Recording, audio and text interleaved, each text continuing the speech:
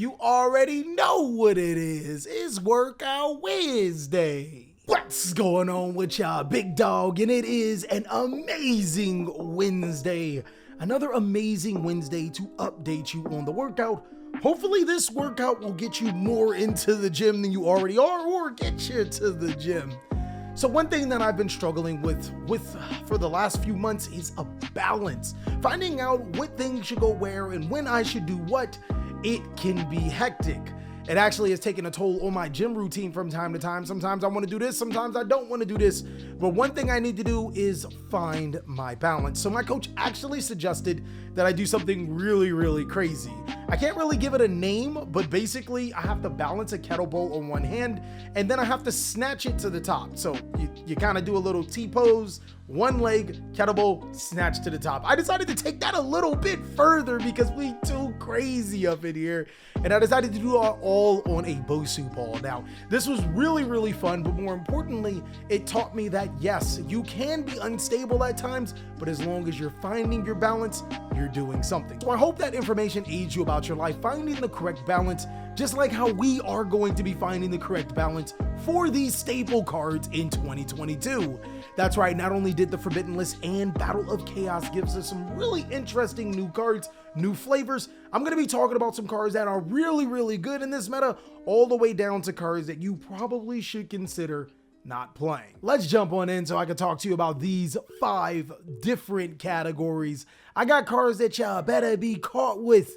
As the young and old boomer Cali would say, I'd rather be judged by 12 than be carried by 6. These are cards you should seriously consider playing inside of your main board if your deck permits. Next, we have the very good cards. These are the cards that aren't necessarily mandatory to be played if your deck permits, but will probably give you an edge more often than not inside of your deck. From there, we got performers. These cards are just the baseline standard of what you want to play inside of your deck. If you're missing room, maybe consider some of these staple cards. The cards that could be better aren't necessarily bad Yu-Gi-Oh cards. They just in a tough spot right now. Give them a little break. They'll be back next time. And then lastly, we got our infamous, hold on, I gotta show ya. Oh no, what are you doing, baby? These are the cards that you should not be playing whatsoever inside of your strategy. And of course, I'll give you reasons why. Let's go ahead and start off by talking about Blizzard. This card's actually a solid performer in this meta. We know some of the most powerful cards in Yu-Gi-Oh right now are Forbidden Droplet and Lightning Storm. These cards are insane. It's a reason why they're so expensive. Well, Blizzard actually has a nice interaction. I know some players may look at Blizzard and just say they can activate the card again because it negates the activation. Blizzard does not say negate the activation. Blizzard says negate the activating effects of the card, meaning that if you use this card on an opponent's Lightning Storm or Forbidden Droplet, they won't be able to activate it again for the rest of the turn. Imagine having a really huge board that will lose to a card like Droplet or Lightning Storm, and you can actually reset it, prevent it from being activated. Blizzard's low-key a solid performer in this Yu-Gi-Oh meta. I gotta move on to Anti-Spell Fragrance. Anti-Spell Fragrance feels like a card that could be better. And the reason why I say this is because if we were to go over the best decks in Yu-Gi-Oh right now at this second, I would have to say Prank Kids, Sword Soul, Virtual World, Eldritch, and Phantom Knight. Against those 5 particular decks, Anti-Spell Fragrance doesn't necessarily do anything to completely destroy those strategies. When you activating or siding in a card like Anti-Spell Fragrance, you really want to wreck that strategy. Think of like going against Sky Strikers and activating Imperial Order. You want that type of effect. If Anti-Spell Fragrance doesn't provide that for you, then possibly look into not playing it in your main board or sideboard, unless you know that you're going to be vulnerable to cards like Lightning Storm or slower spell cards like Dark Ruler no more. A Forbidden Droplet can always be chained to the Anti-Spell Fragrance, keep that in mind.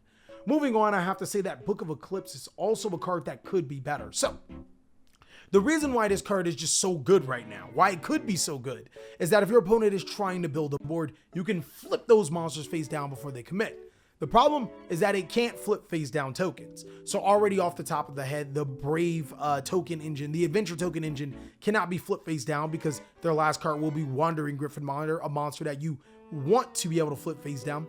And also, you can't stop all of the Sword Soul plays. You can flip the monster face down, but if they can follow up with another monster, well, this card won't really do much. It can wreck a little bit of the inboards, flipping Destiny Hero, Phoenix Enforcer, or Synchro, or even Exceed monsters face down, but at that point in time, you probably will want a different form of interruption, as there are some other cards on here that you could play 3 copies of it if you draw 2 of them.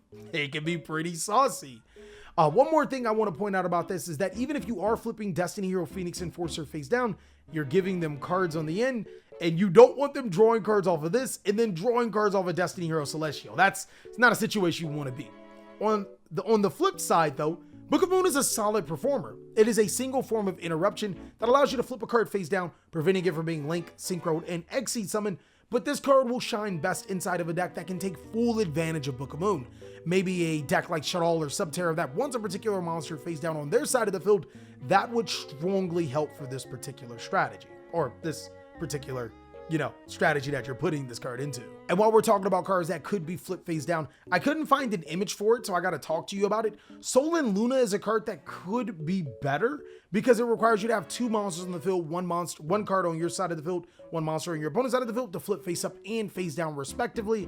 And that really is niche for a particular deck. Again, think decks like Shadal's or Subterra. That's where that card would shine. So I have to say, over an overall stable standpoint, it could be better, but in the grand scheme of things in its particular deck, it could actually do well. Call by the Grave feels like a card you better be caught with. There's a couple of problems with Call by the Grave though, so I'm gonna go ahead and move it down to very good because it's interesting. So yes, this is a format where hand traps are fairly good. Players are playing them in abundance, but here's the problem with it. Players are playing them in abundance. So if you play 14 hand traps, I think there's around an 80% chance that you'll open 2. Call by the Grave can only stop 1.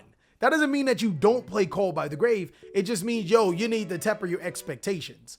Also, some of the best hand traps in the game, Infinite Impermanence and Nibiru, they kind of don't go to the graveyard and aren't monsters. So yeah, Call by the Grave definitely can't stop those particular instances. But then there are other instances where Call by the Grave is just amazing.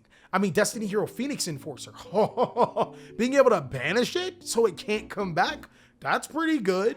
Also, there are other cards like Phantom Knight monsters. Being able to banish them and prevent them from using their effects, good.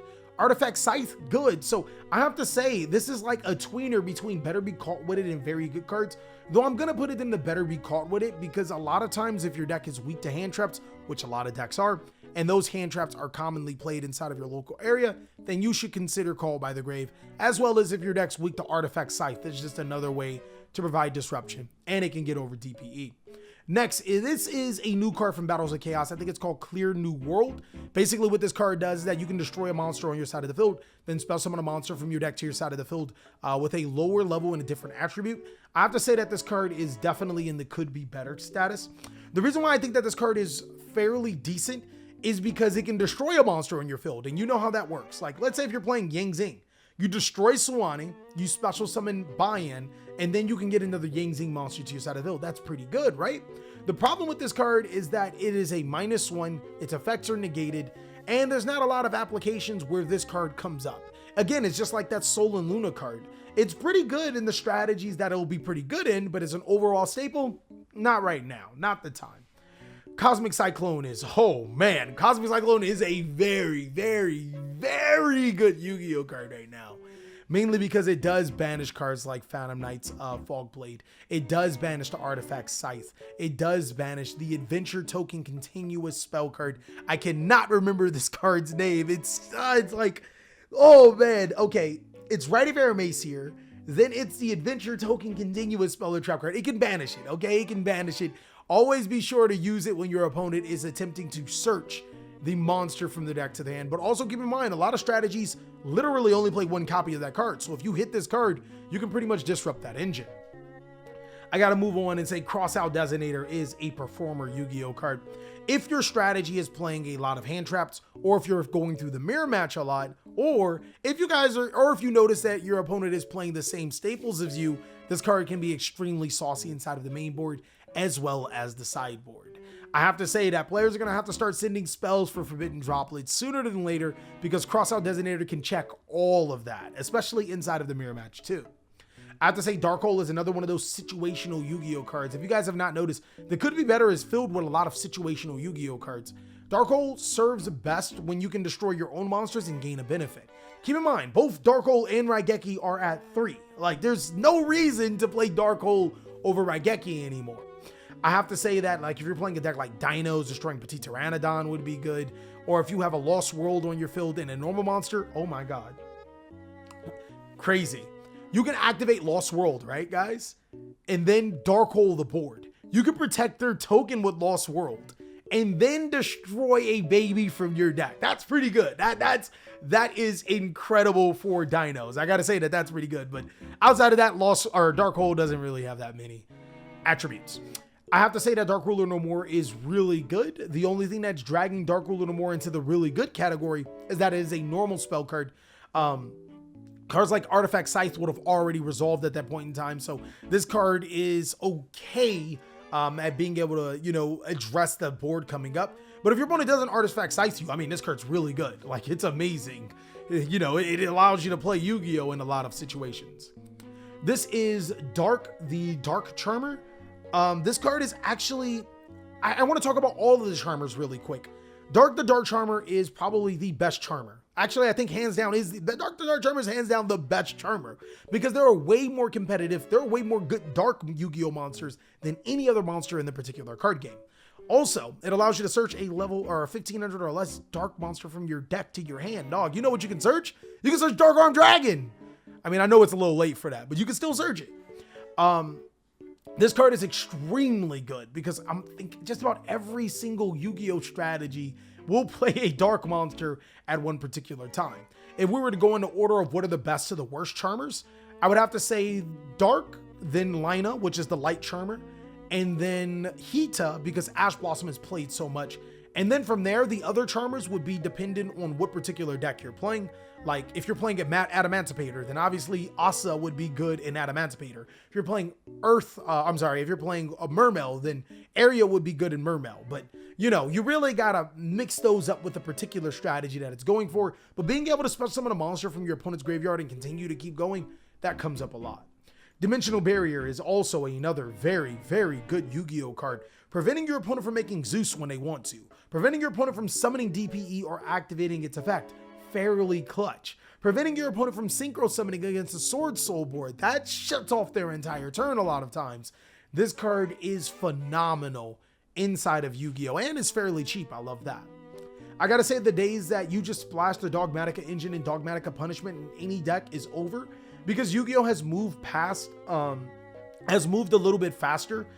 You not being able to special summon from your extra deck when you are a deck that's special summoned from your extra deck, that could really hurt you. So I really want to say that this card performs, but mostly inside of decks that don't need their extra deck. Evenly Matched. Oh my. Did I tell you guys we're moving into like a token format? This card is crazy right now. So let me explain to you why this card is ridiculous and why if your opponent leaves a token on their side of the field, you can punish them big time. Evenly Matched forces your opponent to remove cards on the field face down, their choice. The problem with that is you cannot remove from play a token face down.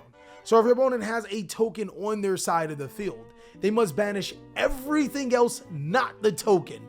This card is incredible. Like if your opponent, or if you're playing against a deck like Phantom Knights and you can bait the Wandering Griffin Rider and they've already used the DPE to scythe you, just go to battle phase, activate Evenly Matched and force them to banish everything for the exception of the token. You'll at least feel a lot better about that game. Forbidden Chalice is just so versatile and good right now. It can be activated in any given phase. It's a solid form of disruption, and that 400-point bonus can come up. Forbidden Droplet, easily a card that you better be caught with if you can afford or play this card, because it can send Monster Spell and Trap and prevent your opponent from activating with those said cards. It makes this card just amazing, allowing you to crack boards, and the best thing about it is that if you combine it with Evenly Matched, you don't even have to worry about your opponent using Wandering Griffin. You activate Evenly Matched, they chain Griffin. Well, you just droplet the Evenly Matched to 4-head and you still only got one card on the field. This card is just ridiculous. I have to say, out of engines, the Destiny Hero Phoenix Enforcer engine, probably the best engine in the game. I still think that this engine is slightly better than the Rite of Eremacy or Adventure token engine, and it's because of this. Destiny Hero Phoenix Enforcer is not an amazing card. It's not going to blow anybody out of the water. I can't remember too many times where this card single-handedly won games. It's the fact that you get the special summon a monster from your hand to your side of the field, and you get the draw too, or you get to get an extra copy of a monster to your side of the field and a Destiny Hero Malicious, an extra Destiny Hero Malicious. That is incredible. It's what you send from the deck to the graveyard to summon this card, not necessarily him, that makes this card extremely busted. I gotta put Goes in Match in the could be better category, and here is my explanation why. This card would do amazing against Sword Soul if Sword Soul players stop playing the Tenye package to make Vashuda to get rid of that card, right? Like, that grinds, that gets to me, right? It really does. This card would do, it does fairly well against Prank Kids. I gotta give it that. It can do fairly decent against Prank Kids. Against Phantom Knights, we know it does nothing. Against Eldritch, we know it does nothing. Against Virtual World, well, they can definitely play around this card. So against every single one of those strategies, it's not really great. But if you combine Goes in Match with other cards, or if you can lock your opponent in a particular sequence, let's say they have their token on the field and you flip Goes in Match, well, now they're locked into only summoning that token's attribute. And I don't think that token is win. So that's kind of bonkers, but it's very niche in particular situations, not great. And with back row destruction on the rise, you got to play this in a deck that doesn't necessarily play a lot of back row to so they don't side in the back row destruction for you. Harpy's Feather Duster is very good. We like back row cards. Back row cards are fairly good, so this is a fairly good card as well. Ice Dragon's Prison, because this card is really good against Phantom Knight, but that's kind of it in the current Yu-Gi-Oh meta. Sword Soul kind of it'll do decent. Virtual World, it doesn't do anything. Prank Kids, good luck getting that off. It's in a weird spot where it could be better.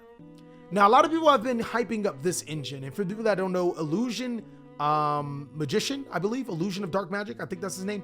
He can search Magician Souls. Magician Souls has not been a great card in Yu-Gi-Oh for a while, but I still have to say that this is a solid performer card, mainly because it can put the bricks to the bottom of your deck. And then it is also, if you didn't shuffle this card every turn, you can search a card, but that's not necessarily practical, as after you search your first time, you probably want to get rid of this card. It can search Magician Souls. I have to give it that. So it's a fairly good card. Imperial Order is definitely, oh no, what are you doing, baby? Why? Because it's banned. So don't be playing this card, guys. And then moving on, Lightning Storm is another card that you better be caught with. Guys, if you can afford Lightning Storm, being able to just knock out all of your opponent's back row feels so good against the Eldritch matchup. This is 100% one of those sideboard cards, unless you're seeing a lot of back row heavy hate, a lot of back row heavy meta inside of your format. It just does so well against Rogue, just like Duster. It does so well against Rogue, and it allows you to carefree about knocking out all of your opponent's back row. Doesn't necessarily hit the particular matchups that you necessarily want. Against Virtual World, you can hit the back row. That's always really good, stopping that Chuche. Against Prank Kids, they'll be able to chain their effect of their Prank Kids Pandemonium, so not necessarily ideal. And if they have Wandering Griffin, then of course they'll negate. But this card definitely does come up when your opponent sides in those heavy trap cards. Mind Control could be better. Unless you're playing the same deck, you won't get full value of this card. Mystic Mind, I feel like, is in the cusp of could be better in a performer, because players are starting to play a little bit more back row disruption. This card, kind of fades just a little bit, but it's still a solid Yu-Gi-Oh card in today's Yu-Gi-Oh if your opponent can't respond to the Mystic Mind. Needle Sealing is fairly good in Yu-Gi-Oh. Still being able to wipe your opponent's board for going full plus combo. You just got to play around a Wandering Griffin Rider now. Dynamiscus is... that single targeting disruption is really good. And this can be countered to the Wandering Griffin Rider, because keep in mind, Wandering Griffin has to shuffle itself back into the deck to be able to negate. So you can banish it and prevent it from being played again. Raigeki, Raigeki, Raigeki, Raigeki, Raigeki, Raigeki. I have to say that this card is... it's a performer if you draw this and another card. It's not often going to get you in a situation where it's going to crack your opponent's board. But once you get deeper into the game, the better this card does become. And if you open this card and another card, potentially get over your opponent's disruption, Raigeki can come into clutch. Also, keep in mind, it does nothing to Destiny Hero Phoenix Enforcer unless you're going for game. Rivalry of the Warlords is... so, What's crazy is that Eldritch plays both of these cards and they get away with it because they'll like literally flip both on your opponent. So it doesn't matter what you're playing, you're not summoning much. But Rivalry does not really a lot against Phantom Knight. It doesn't really do a lot against Eldritch. It can do something against Prank, and again, it fails to Sword Soul. So that's why it's in the could be better category. Now, there's been a bit of an uproar with me saying Salesman is a good card. And the player's reasoning is that Prohibition does the same thing. Fair. You could play all 6 if you wanted to, but Salesman isn't going to get chained to a Cosmic Cyclone or a Twin Twisters or something like that. You know what I mean? Like, your opponent can't stop Salesman the same way they can stop Prohibition by, you know, just destroying the card on the field. That's why I think Salesman has just a little bit more flexibility.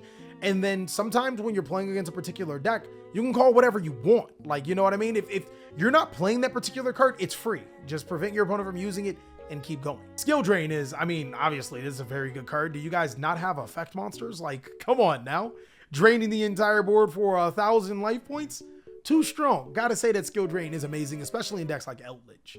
Solemn Judgment has become, oh man, I actually want to put it in the very good card category because evenly matched, Lightning Storm, Twin Twisters, you know, you can stop an occasional Fusion Destiny. There are a lot of spell and trap cards that are just can ruin a player's day, and this, you know, kind of says no to it. This is probably the first time, but Solemn Strike is going to take the backseat to Solemn Judgment because in this format, there are a lot of really good spell and trap cards that are just ridiculously powerful as opposed to monster effects. So I think this has been the first time in Staples tier list history that Solemn Strike is below another Solemn card. But I mean, Solemn Strike is still a fairly solid card, being able to negate monster effects, Exceed, Link, Pendulum Summons, Contact Fusions. It still does its job fairly well. Solemn Warning isn't a bad Yu-Gi-Oh card by any means. It's actually getting better and better. The reason why it's getting better and better is because the more fusion spell cards become into the meta, this card just gets more amazing. Like, Solemn Strike can't stop Shut All Fusion, can't stop Prank Kids Pandemonium, can't stop Fusion Destiny, but Solemn Warning can. And Solemn Warning can also stop normal summons. So that actually is cool. Super Polymerization, you should not be playing in your deck at all. Don't care. Here's the reason. Unless you're like playing Shut All or Invoked or a deck that is actually specifically built for Super Polymerization, it's not going to work. It's not going to work. It's just not working, okay? Now, I know against Phantom Knight, it can do pretty well. Against Sword Soul, no. Against Virtual World, no. Against Eldritch, good luck.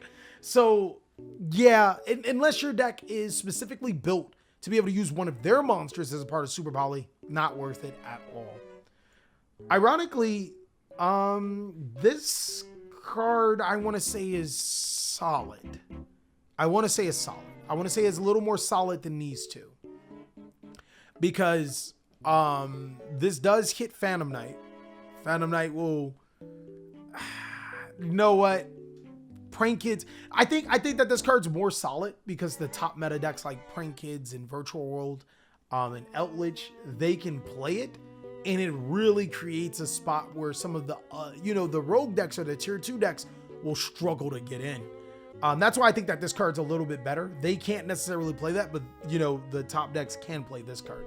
And I'm actually excited to give you guys a Battle of Chaos meta tier list. So soon, guys, soon. Torrential Tribute, very good. The card's just solid. It's Raigeki in trap form, dog. It's actually Dark Hole in trap form. It's crazy how, like, you put a stipulation and you turn it into a trap card and it's better than Dark Hole. Triple Tactics Talent. I feel like even with the presence of hand traps, it could be better because your combo deck, like, so the reason why Triple Tactics Talent is good is if your opponent hand traps you and you Triple Tactics Talent and you either A, you already have the rest of your combo sequence, which means that your deck is really busted. B, you're going to draw into 2 cards that's going to like allow you to keep playing, which means your deck is really busted. And C, you get to take control of one of your opponent's monsters, which that's a lot of the monsters that your opponent are summoning nowadays aren't, they're okay. You know what I mean? You can't really take Destiny Hero, Phoenix Enforcer. They'll destroy it. Wandering Griffin, a rider, won't be on the field for you, you know, you to even take it. Not that you couldn't use it. I just don't think that this card is amazing right now. It's not a bad card, just it could be better in certain situations. Twin Twisters is in the very good Hall of Fame. It destroys 2 by discarding 1. And it plays over Artifact Lancia, something that this card can't do.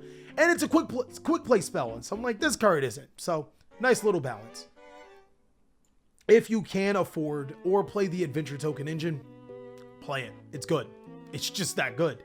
Being able to make a negate before Nibiru and make certain hand traps just completely, utterly useless is so worth. This card single-handedly made Ghost Ogre an amazing card. This engine has made Ghost Ogre an amazing card.